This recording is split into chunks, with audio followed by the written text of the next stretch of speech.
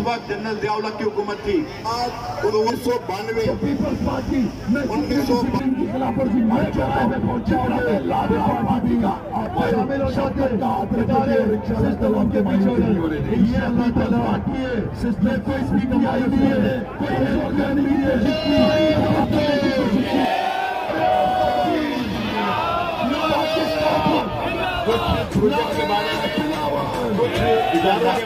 बताया बना 400 गिनती कीजिएगा, गिनती नहीं हो सकेगी।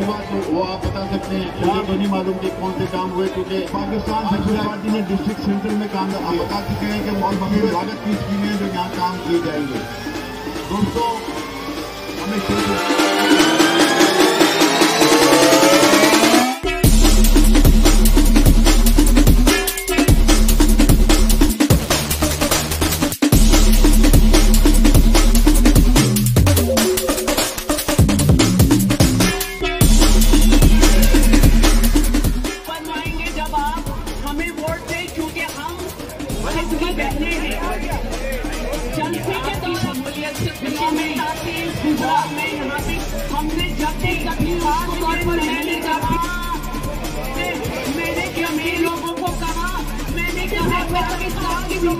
करती है पाकिस्तान पीपल्स पार्टी